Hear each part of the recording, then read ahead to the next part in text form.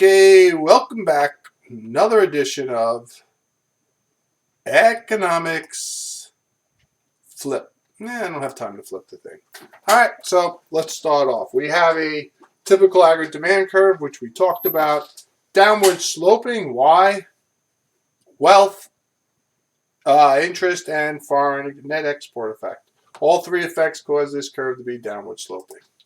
Then I'm going to add the aggregate supply curve, which is upward sloping.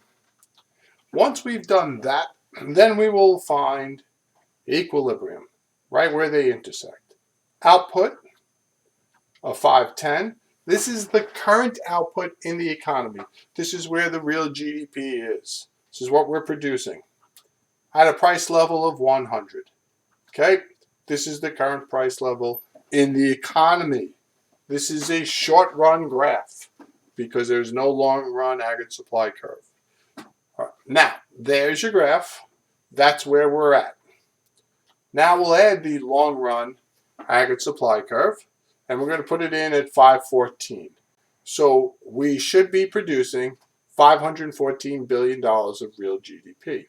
Okay, if you remember, right, that's what we should be producing at its fullest, if all our resources are being used. All the workers, all the capital, and the resources and entrepreneurs. Okay, we'll be at 514. However, looking at the graph, you realize we are only at 510. Right? 510 is current output. Now, 514 is where we'd like to be.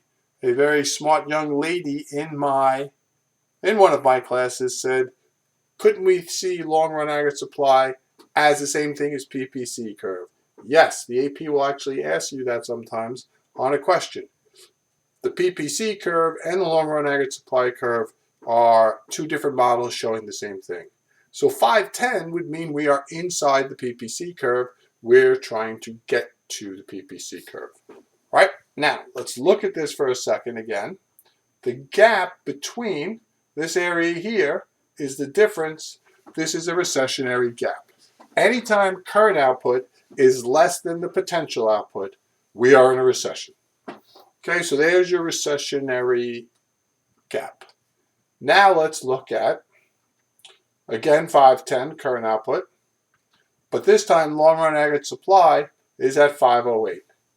All right, so our potential is 508 and we're currently at 510. So we're producing beyond our capabilities, kind of like some of you did on the last test. All right, I'm going to just let that go. All right, anyway, the difference between the two is what's called an inflationary gap. We should be at 508, we're producing at 510, we're producing too much. And you'll say, why would that be a problem? It's a problem because it causes prices to be too high. All right, so that is inflationary gap.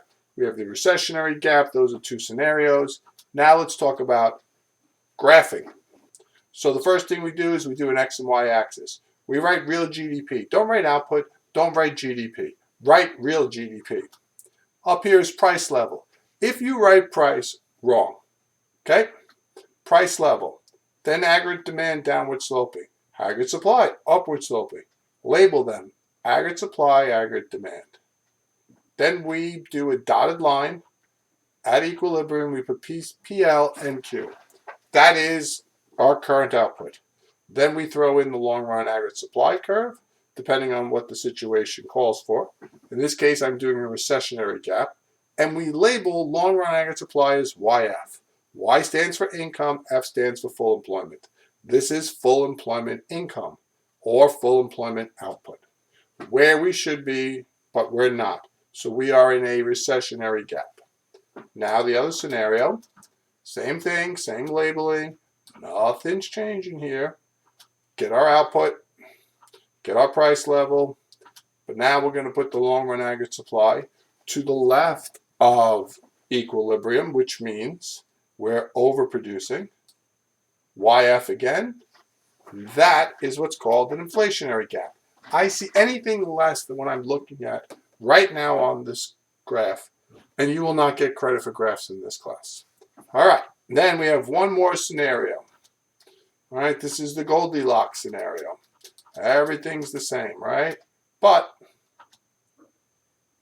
now we put long run aggregate supply down the middle, and that's where we are at equilibrium. We labeled it Q for the current output, YF for the full output. They're both the same. Okay, full employment output and current output are the same. The economy is good.